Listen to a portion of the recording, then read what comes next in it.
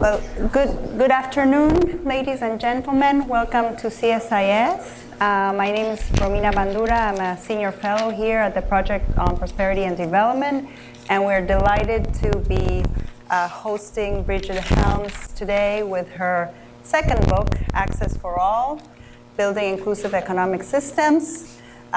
Bridget is Vice President of Technical Services at DAI. She brings with her 30 years of experience in financial inclusion. Prior to DAI, she was head of the MIF at the IDB, chief of party of the Project Speed in Mozambique, and, well, many other good jobs in the past. So we're here to hear about her new book. So she's going to give us a 15 to 20 minute presentation, and then we're going to have a discussion on some of these trends. So Bridget, welcome. Great. And please, yes. Sure, thank you. Okay, I don't know, should it be up here or down here? Like up here. Okay. I feel like I am literally on a pedestal. Okay, so thanks so much for being here, and thanks so much, Romina, and thanks to CSIS for this opportunity. You know, we're really facing a sea change in the thinking and practice in development today.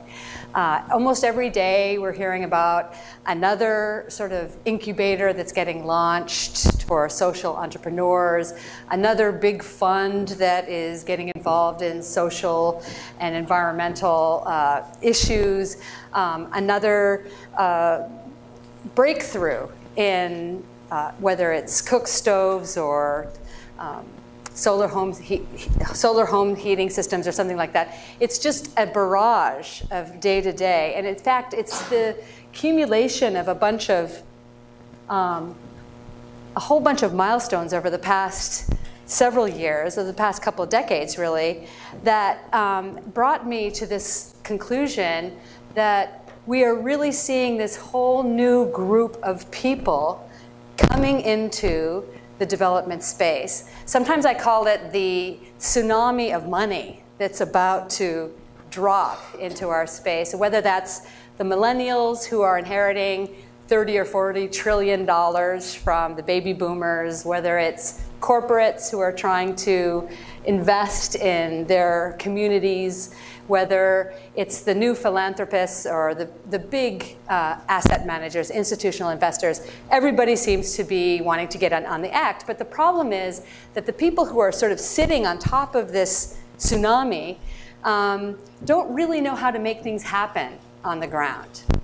And on the other hand, there's other people like myself and many of you in this room who really do understand how to make things happen on the ground. And so really what the idea of this book was to kind of curate all the information that's out there that's so overwhelming and pull it together into sort of a logical framework that can be accessible for those who are new, essentially. That's the main target of the book. And so first, I think, you know, to get it into context, you know, to talk about a little bit of the good news, right? That poverty worldwide has been declining, and declining pretty drastically, mainly due to changes that are happening in China and India. Now, of course, the bad news is that absolute poverty has actually increased or stayed the same in Africa. So that's definitely something we need to continue to pay attention to. At the same time, you know, we talk a lot about inequality, and clearly we see evidence of inequality in our lives around us. But however, you know, really globally, there are a lot more people in the middle of the income distribution than on the ends, as there were back, you know, within our own lifetimes, basically. Almost everybody who's in this room, I guess. Most of us. Yet, you know, there are still large numbers, swaths of people who are left behind. If you are a poor person on this globe today, you are likely to be a woman or child living in rural Africa or sub-Saharan Africa or South Asia, in rural areas, working in agriculture, mostly in the informal sector. But the other thing is, you're quite likely to have a phone. And I think that technological breakthrough is really at the heart of a lot of the optimistic scenarios and the new breakthroughs that we have seen over the last 10 to 15 years. So access for all, what we do here is we start with those poor and low-income people and understand who are they, what are the segments, what are they doing, and understanding how two pathways out of poverty, access to services and jobs, kind of work from those segments of poor and low-income people all through the economic system. And so I put forth a very simple model of the economic system, the micro level, which is the direct providers of services and jobs. The next level is the meso level, which is sort of the ecosystem enablers that connect supply and demand. And then the third level is the macro level, which is the government policies. And then finally, we also talk about funders, mostly international sources of funding, but obviously local is important as well. So, once again, there is a huge need out there still. Despite all of the progress, many people still lack access to basic services. And this is important for many reasons, but primarily because, if you don't have access to health, you're going to get sick and you won't be able to be a productive member of society. If you don't have access to water, you're going to spend half of your day looking for it, and once you do get it, it's going to be contaminated, you'll get sick, and you won't be able to be a productive member of society. I mean, it's very clear that these kinds of numbers of lack of access to basic services is a huge impediment to inclusive economic growth. At the same time, in terms of jobs, as I said before, most people living at the lower half of the lower part of the economic pyramid work in informal, mostly unstable, many times unsafe jobs with no benefit, no safety nets. And I think very importantly, an insight that's come over the last decade is that, when we talk about people making $2 a day or $5 a day or however many dollars a day, that doesn't mean they're making $2 or $5 or $10 each and every day. That income stream is highly volatile, and that makes it almost impossible to plan ahead, to care for your families, etc. At the same time, this kind of lack of access to services and jobs also represents kind of a huge opportunity, right, to fill those needs. This is way back. I remember when we read this, it was like a huge, it blew everyone's mind. This is the World Resources Institute back in 2006, I think, identified this $5 trillion base of the pyramid opportunity. This was on the heels of the J.K. Prahalad base of the pyramid work that had been done around that time. Now, today, in the context of the SDGs, we've seen that the UN estimate something like a $12 trillion opportunity in agriculture, education, health, and energy for low-income people. So, it's hard to even wrap your head around those kinds of numbers. But when you see that there's this, $12 trillion opportunity, the question is, okay, so why aren't more people, taking advantage of that opportunity? And so at the micro level, what we've identified is three sort of key challenges that need to be overcome in order to provide services that are needed by people who are in the poor and low-income category. And that is, first of all, availability. Can I get this near my house or my place of work? Is it even available? The second is, obviously, affordability. By the time it gets to my house, is it so expensive that I can no longer afford it? And then, of course, quality.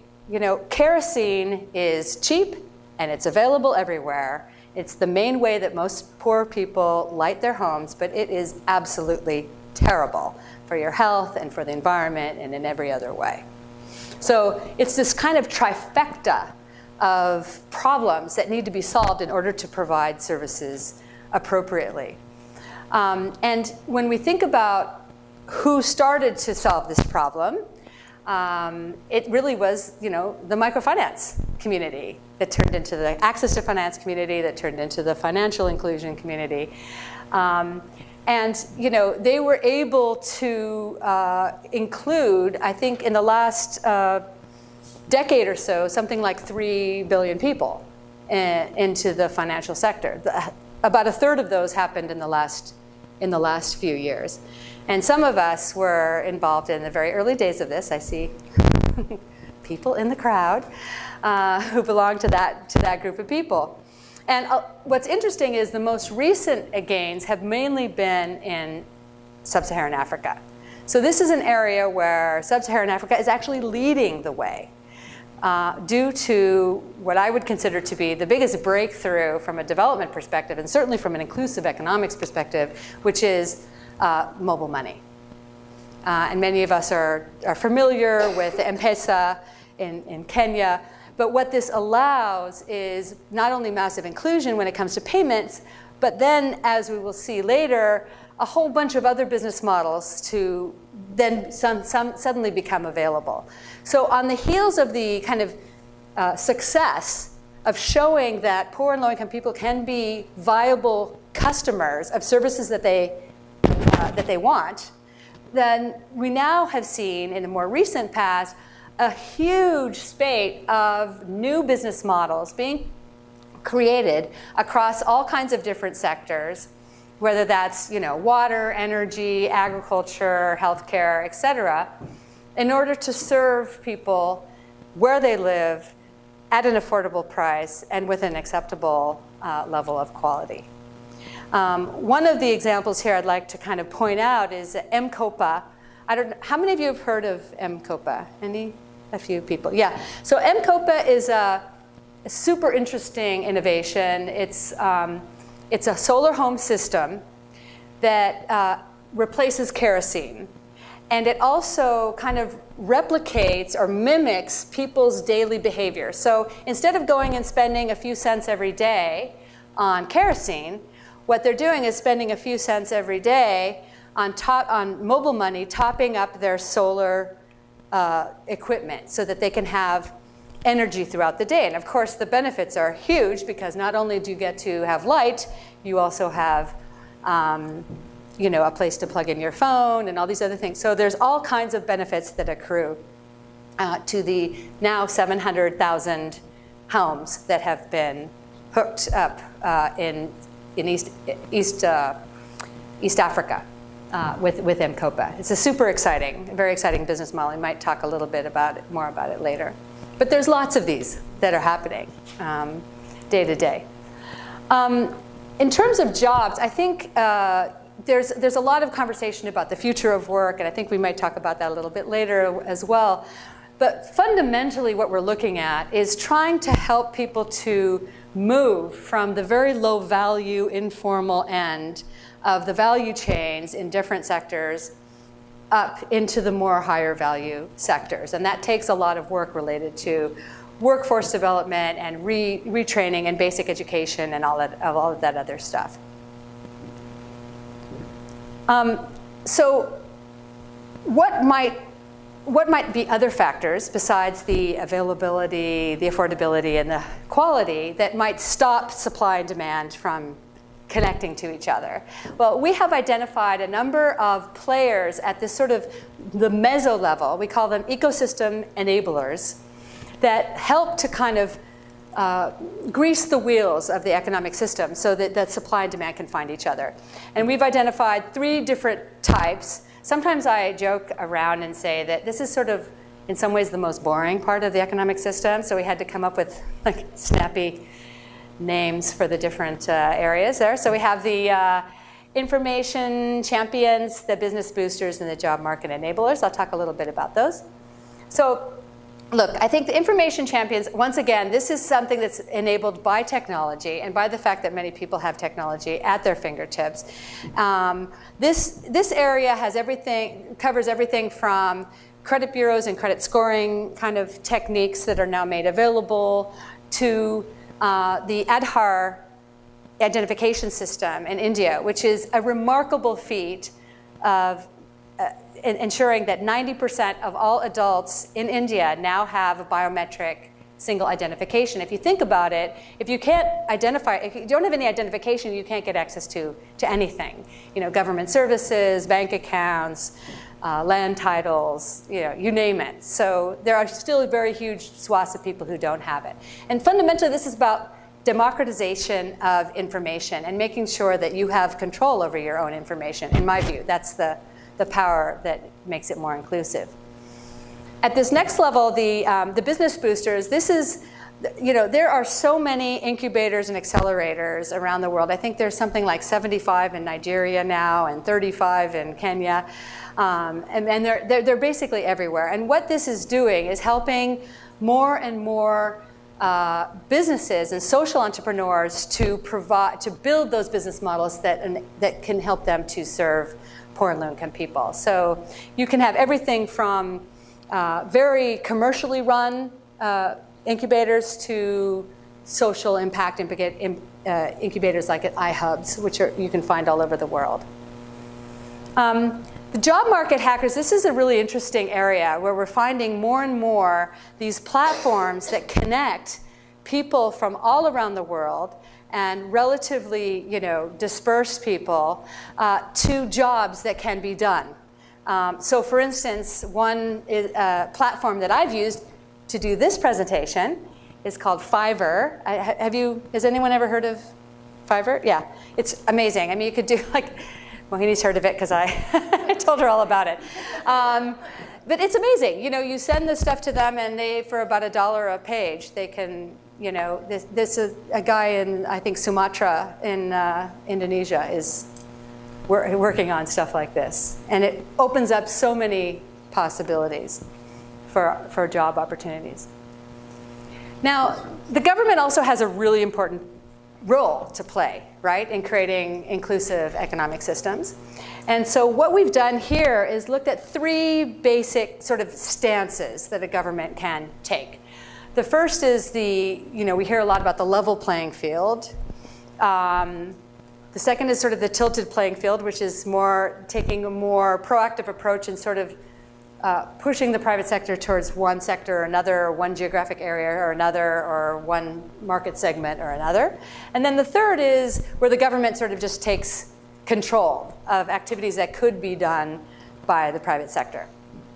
And the level playing field, there's a whole bunch of different examples here, but here I'm highlighting the World Bank's doing business indicators. This makes it easy for SMEs in developing countries to enter the market and to operate there. So there's this ranking system that ranks, I think, 178 countries across the world in terms of how well they do at these things. So this is like raise the sea so all the boats can float.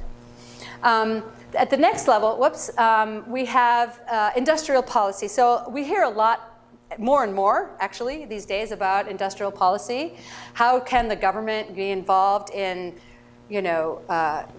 pushing investment and pushing the private sector towards specific areas? And the example that we have here is kind of an interesting one. This is from the Dominican Republic. This is a special economic zone where over time, I think special economic zones have kind of mixed results. But in this particular case, what has happened is more and more technically capable Dominicans and Dominican managers have started to take over the key functions at this special economic zone, which is certainly something you'd like to see, right? To build capabilities in your own country to take on the higher value jobs.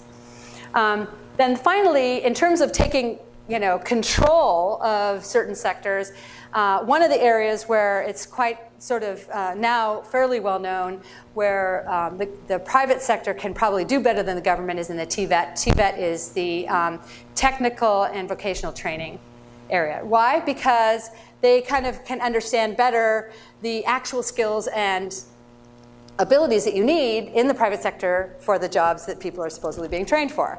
So there's a kind of a whole host of areas where the government sometimes oversteps, or where perhaps the private sector could do a better job. Now, who's paying for all of this inclusive economic activity at all the different levels? Well, here we're looking at 3 types of funders, international funders. So the first being what I call the concessional the concessional funders. This is the ODA, Overseas Development Assistance, like USAID or DFID in the UK, the European Commission, and then also the foundations, the international foundations. The second group, and those are the groups that come in kind of as impact first. So their entry point is we want to have systemic impact. That's our most important thing. If there's returns that result from that, then that can be okay, but that's not our main purpose. And then you have what I call the impact-oriented group. So that's going to be your development finance institutions and your self-proclaimed impact investors. And these are people who are trying to balance the impact with the returns. And then finally, you have the pure private players, which are increasingly getting involved in these types of activities that we're talking about. And here, I'm really only looking at the private equity database from the MPEA network going into these countries. And these different investors bring with them different types of instruments. And what's interesting is that we're finding increasingly that these types of funders are trying to play more nicely in the sandbox together.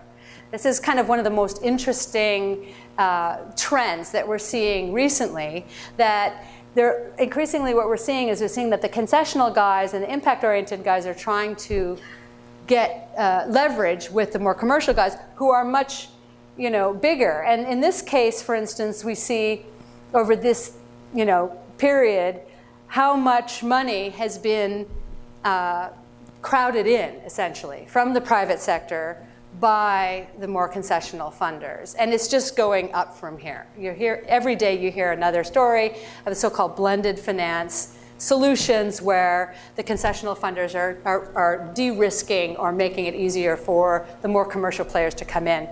And again, if you look at the amounts involved overall, the FDI, foreign direct investment, remittances, and private money coming into frontier and emerging markets is much bigger than the more concessional amounts of money that we're seeing coming into these markets. So the idea is, how can you use these types of funds to bring in more of these types of funds into these inclusive economic opportunities and also leverage the domestic capital markets more effectively? And I think this is where we are now, is looking for increasingly creative ways of being able to do that. So, building inclusive economic systems is very difficult. It's a huge challenge, but it's certainly a challenge worth taking on. I don't think the world can continue to afford to leave these large swaths of the population behind. Our future, indeed, does depend on creating access for all. Thank you.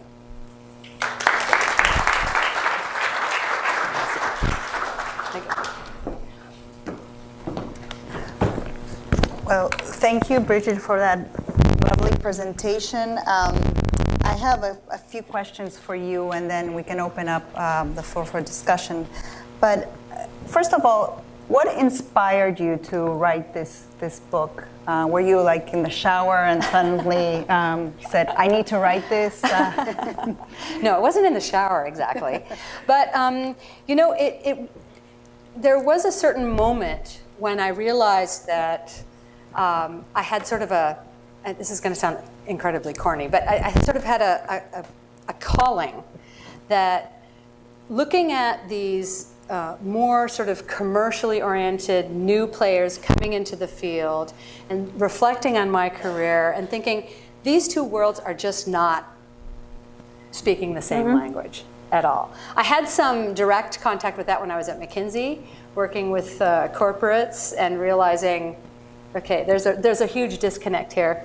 And so I think that this sort of worlds collide approach is something that I need to focus on for my career. And I see this book as being one element in a series of opportunities to help communicate effectively what's really happening on the ground, and how it's not like you can be sort of an impact investor and say, oh, cook stoves are really cool. I'm gonna, I'm just gonna go put a bunch of money into, Uganda and cook stoves.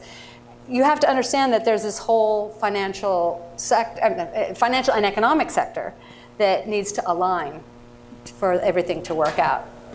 So at CSIS, we write a lot of reports. We don't write a lot of books. And once we finish writing, the most difficult part is the title and the cover. Oh. So, why did you choose this title, Access for All? Well, look, I think, I should say that my first book is also called Access for All, so this is kind of the part deux of the same book. But I think that fundamentally this concept of creating access and opportunity for everyone to grab it was a real revolutionary idea, especially back in the 90s. When we first started working in microfinance, this idea that, international development wasn't about, handouts to beneficiaries, but could also be about people being agents of their own change and opting in to services that they were willing to pay for and that can improve their lives. I mean, this is a huge shift in mindset. So this idea of access for all to me is kind of indicative of that idea, that everyone should have access to the services that they need to improve their lives. You mentioned in your presentation very interesting examples of programs that are improving access to financial services and others. What are some of the most promising development programs that you've encountered? You mentioned M-COPA, M-PESA. What are top three? Yeah, well, certainly M-PESA. I mean, mobile money has really been a game changer, and not just for the financial sector, but it enables people to make payments, remote payments, very small payments for things that they need on a daily or weekly basis, which is, completely changes the story for so many goods and services. So for instance, in terms of the M-COPA model, those 700,000 households are going to save, I think it's something like $450 million over the next 5 years because of not having to continue to pay for the kerosene and also the search costs for going and plugging in their phones and stuff like that. They're also going to have something like 75 million hours per month of kerosene-free lighting, as a whole. So this is huge impact that you can have. There's another company that I think is really very interesting. It's called Vision Spring. I don't know if any of you have heard about Vision Spring, but they just sold their millionth pair of glasses. This is a lower tech kind of business model. But what's interesting is that the group that started Vision Spring tried a whole bunch of different ways to distribute eyeglasses. By the way, there's 2.5 billion people in the world whose life could be massively improved right now if they just had eyeglasses. Wow. It's a huge problem. People don't really talk about it. So this group partnered with BRAC and the community workers from BRAC in Bangladesh, which is a massive network, and we're able to create economic opportunity for the BRAC community workers to sell the glasses and, sell 1 million pairs of glasses. I mean, this is not an easy thing to do. Now, that's a non-tech enabled business model, but it's still really interesting. What we're trying to do, as I said, is get close to people at an affordable price point. So you're a financial inclusion specialist, and you've seen a lot of changes since the 90s. What are some of the main achievements in this space that you can? I know you had a very nice graphic there, but you went a little fast. So yeah. Well, look. I mean, once again, I think I don't want to keep talking about the mobile money, but there's also other things that are really interesting in the financial sector space are the kind of agent banking. So it's about people being able to do the transactions in their local shops, in the local places, reducing the cost of transacting, making it easier for people to get finance. So I think that all of that is really exciting. But one of the most interesting things that's happening in the finance space right now is a little bit of a step, kind of a couple of steps up from the financial inclusion space, which is the whole investment area, where we're seeing more and more people looking at investment vehicles like venture capital and private equity funds and things like that, and coming in to try to adapt those models to the realities of small and growing enterprises and social entrepreneurs and things like that in developing countries. And the reason why I'm excited about that is because those businesses then go on to create jobs for people. So it's less about the kind of the individual household level of access, but then it becomes more systemic because you're creating economic opportunity for a broader range of people. The not so good news is the gender aspect of this. I mean, you showed a slide of 1.2 billion bank accounts in the world. That's I guess the Findex data. So that was created in the last 6 years. 1.2 billion. What are some innovative products that could bridge that gender divide in financial inclusion, which is a big challenge? Yeah, I mean, that was one of the disappointing aspects of the latest Findex, is that the gap between the gender gap didn't really close much, except for in certain places like India, where it did close, I think partially due to this identification thing, which was gender neutral. Again, there's a whole movement that's growing where people are thinking about gender lens investing. So that means when you're a DFI, or if you're an impact investor, or if you're any kind of investor, increasingly you're asking the questions about, are there women-owned business? Is this a women-owned business I'm going to invest in? What are their, do they have women working there on the boards, all this other stuff? Are the products relevant for women? So I'm actually kind of optimistic that, between this focus on gender, it's the Me Too. I mean, it's not about that, but at least it shines a light on the needs of women across the globe, and the specialized services. I think I'm pretty bullish on that. The one thing that was interesting for me, so there is a chapter in the book that's at the end that kind of goes through some cross-cutting issues like gender, refugees. We look at, actually I should say it's women's economic empowerment, refugees, cities, climate, couple other things I'm forgetting right now, but just to kind of do some deep dives on some topics that are either forward-looking or technology, I see Georgia is here. She helped me prepare the gender part of this, and the thing that surprised me the most, in a way, was there's a lot of talk about we could add, I think it's something like $20 trillion to the global GDP if women were paid at the same level as men, and women were equally engaged in the economy. And I was really focused on that as well. This is an awesome opportunity. And then Georgia said, okay, so who's going to take care of the kids then? If all the women are in the workforce, like, who's going to take care of our kids? So one of the things that I really learned about from an economic inclusion perspective is most women are not only working in informal jobs, but also unpaid work. That's what most women spend most of their time on, unpaid work.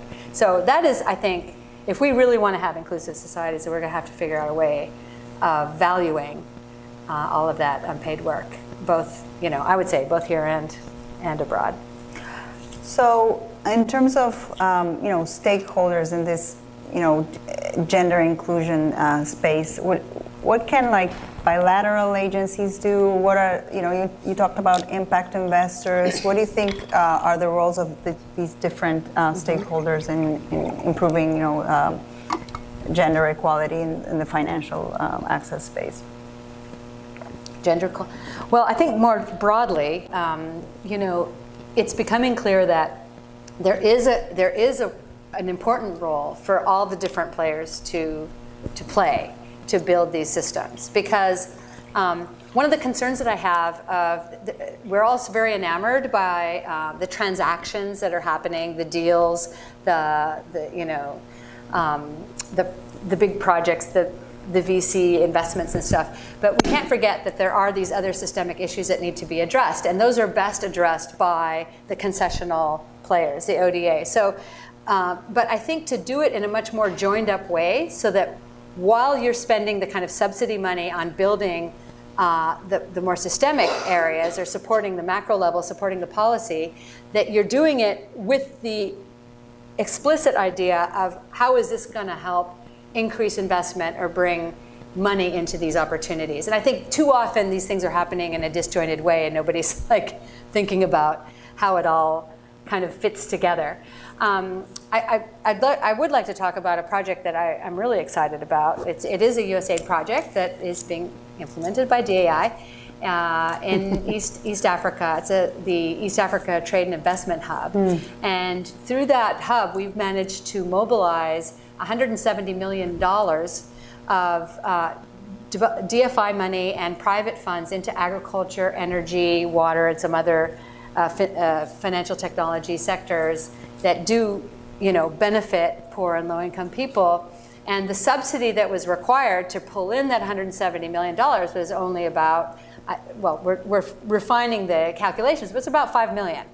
So to me, that's a really good use of your taxpayer money, donor funds, right? That's more than a 20-to-1 multiplier. I'm not saying you can always get that in every case, you know, but what I am saying is thinking sort of purposefully on how your subsidy money is going to be able to pull in this other money to these opportunities, I think is a smart way to spend it.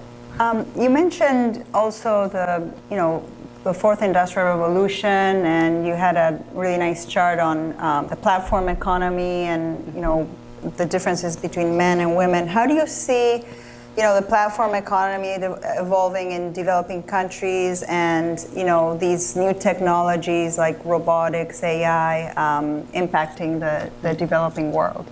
Yeah, I mean, this is already happening, right? Yeah. I mean, this is but what's interesting is the conversation is completely different from here, because almost everybody they're already in the gig economy. You know, newsflash. If you're the informal economy, you've got there's a bunch of really interesting studies that have been done over the years, these financial diaries, and they look at sources of income and how different financial services that people use, you know, friends and family and informal whatnot. But the point is that most poor and low-income people in developing countries have between like 4 and 8 different sources of income. So they're already kind of in this informal gig kind of economy. So the opportunity of the fourth industrial revolution and the new technologies is to actually slowly bring in more of the kind of benefits of a more formal job, as opposed to those of us here who are sitting in our formal jobs feeling threatened by robots. In some ways, it's completely turned on its head. So I'll give you an example. So I don't know, there's a company called Samasource. It's out of Silicon Valley. They have set up operations. Their clients are, you know, all of the big platforms, Amazon, Facebook, all of these guys. They've set up operations in Kibera, which is the, you know, poorest slum of in Kenya, outside of Nairobi. And they've trained these women who were previously like $2 a day women, mostly women, to do essentially image recognition for AI programs.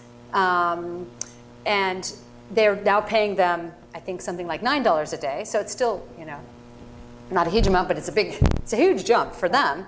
And they've trained and have employed on this kind of informal basis, in a way, about 27,000 women. So it is totally possible that we you know, within a few years could be driving around in a driverless car that had been programmed by a poor woman in Kibera. So that kind of stuff is just happening all the time, every day. So I actually see some real opportunities opening up. Okay. My last question is more personal. You were in this field for 30 years, and there are, you know, a new cadre of development professionals coming in. What advice would you give youth that start out in this field? What kind of skills do you see that they currently need that were not the same as, you know, 30 years ago? What do you see like the future of a development professional? Yep. Yeah, thanks. Yeah, well, for me, I think, what would I tell, you know, young me if I were starting out today? I think definitely I would become very data savvy. I think data, big data, what we can do with data, how to drive data-driven, you know, decisions, how to be much more empirical about things. I think that I would definitely recommend that. The other piece is that I do recommend is to, especially when you're, you know, younger and you don't have as many, let's say, responsibilities and stuff, I would just recommend to get as much field experience as you can, just to be in the field as much as you can, because the more we get experience on the ground and understanding what's really working, what isn't working, and why, the more effective we're going to be in achieving our mission. So that's, I guess, the two pieces of advice I would have. Okay. Well, thank you, Bridget. Now we can open the floor for some questions from the audience, and we have microphones. The lady here in the if you're front. Just stand and say your name. Yeah. Oh. Hello, I'm Mohini Malhotra. Bridget, thank you. This is fabulous, and I look forward to reading the whole book, finally. So, Romina, when you said here that you write a lot of reports and then you wonder about the title and the picture, I thought you were going to say, what do you do with the information that comes out of the reports and how do you put it out in the world? And so back to you, Bridget, when you said there's this tsunami of money pouring in, and then there are these incredible inclusive economic systems and initiatives that are popping up around the world. What's the next step in taking this information and matchmaking the various players, right? So I feel like here, I'm guessing, I don't really know most people, I'm guessing that we're all on the development side of the group, I'm guessing. But how do you sort of bring in the different players and how do you get the message out? And that seems to be really what your book is about. The challenge, right? Yeah, no, that's a really, thank you. That's a really, really good question. And I think what we're trying to do at DAI is take this message kind of on the road and bring people from the different worlds together to hear this message. I mean, I will say, you know, we did an event in Nairobi, and it was super successful. We had lots of people participating, but nobody from government. So, you know, this is the problem. It is often difficult to get the right people in the room. And then sometimes when you have the right people in the room, you realize that they're talking about completely different things. But, you know, there is a process in place of trying to roll this out in a bunch of different markets, you know, closer to the ground. But it is I don't know the answer to your question. I think we all have to work on it, I guess. The gentleman. And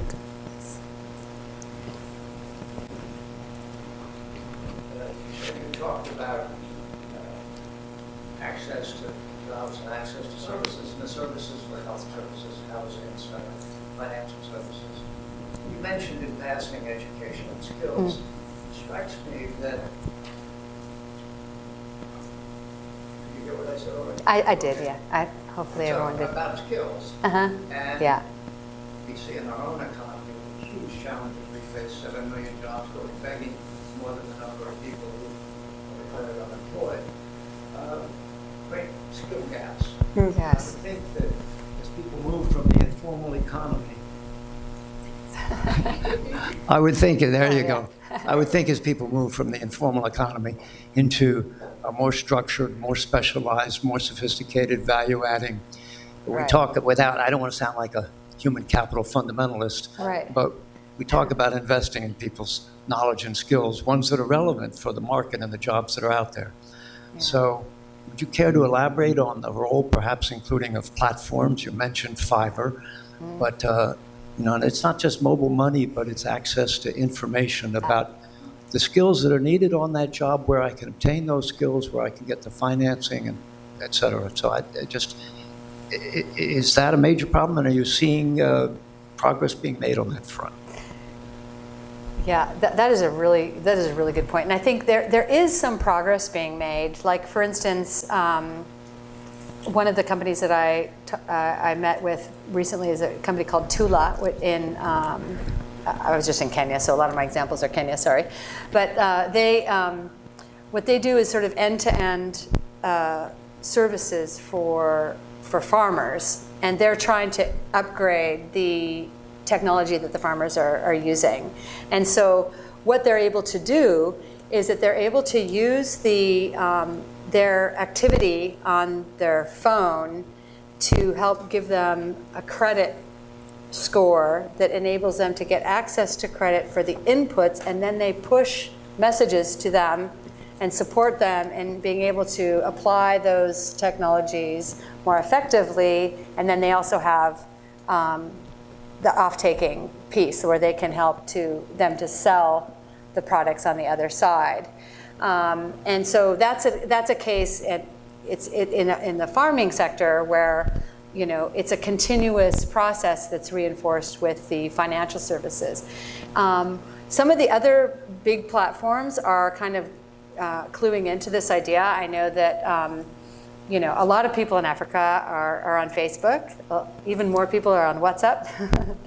And I know that on a project that I was working on in Mozambique, we basically put out on Facebook, sign up to this number on WhatsApp if you want to get push sort of messages around certain policy issues and capacity building on certain economic topics.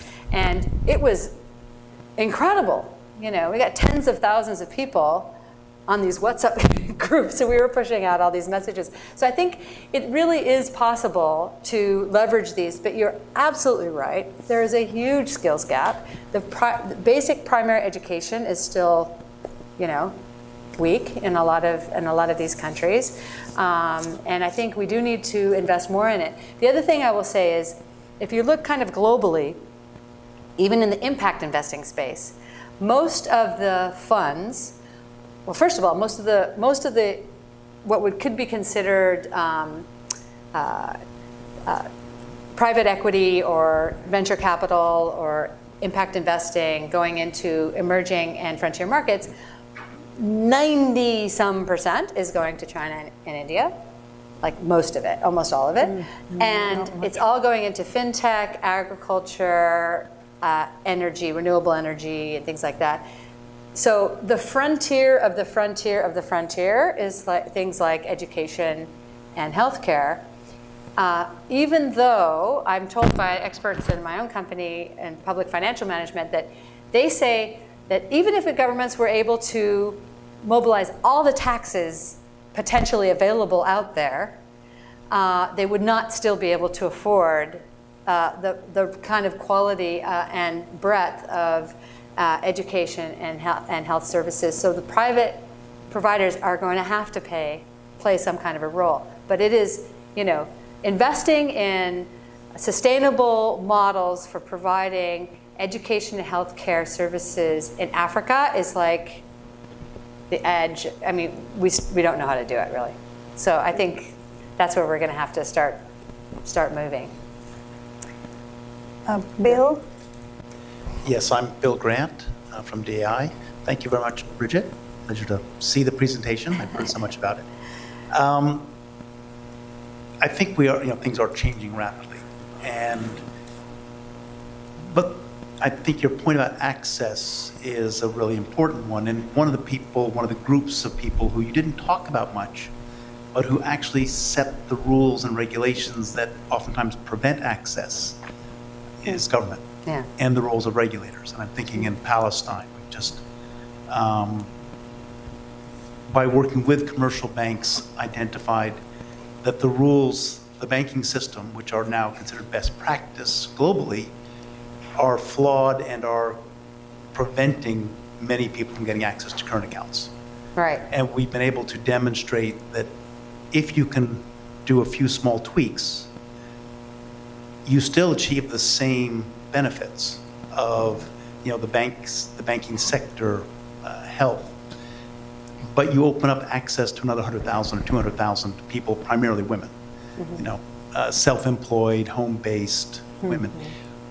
Did you reflect on that much in the book? Just kind of this role of government and regulation and how regulation can be tweaked a little bit and open up huge opportunities to a lot of people. Yeah, I mean, we talked a lot about that, especially in the level playing field section. Like, what are the kinds of policies that that the companies can, or government can institute to, like, you know, to open up opportunities. And so we did look at a bunch of things. Like, for instance, there are things like, even like starting a business. You know, in Chile, it takes 1 day, 24 hours to start a business for anyone. And so the costs of entry are super low. And that's something completely in the control of government, right? You know, you can decide to make it easier or harder. I think it's actually faster than here in the US to be able to do that. There's also cases, for instance, there's this interesting case in Myanmar of a company called Brighter Light, which is essentially the same type of company as M-Copa. So this is a company that's going into providing solar home systems in Myanmar. There's huge demand. They're doing it in the same pay-as-you-go method, where people pay little bits, you know, at a time until they pay off the whole thing. They were coming out of the gates like gangbusters, and then within, I think, about a year or so, the government came in with their national electrification plan, funded by the World Bank, and started basically giving away the same types of systems for like 10% of the price, and Brighter Light had to close down. So what is the cost of that? First of all, the people who received the government handout, the government system, are probably somewhat better off, right? Because they bought the cheaper system, but there's only so many of those that can go around. So those people have those systems. There's no way to upgrade, maintain, you know, whatever, because they're just like, here it is landing on your house, and then that's all you've got. Whereas the Brighter Light model, or a similar model, could have been there for a much longer period, a sustainable period, selling these systems and upgrading and maintaining them for a much larger group of people. So that's a case of where the government was sort of, you know, getting involved in an inappropriate way. So we look at all kinds of different models and ways that government can get involved. Any other questions? Well, I believe you are available for some book signing, and you know, to chat after the event. But if there are no further questions, I want to really thank Bridget for her presentation, and for you for coming here. And so let's just give a round of applause for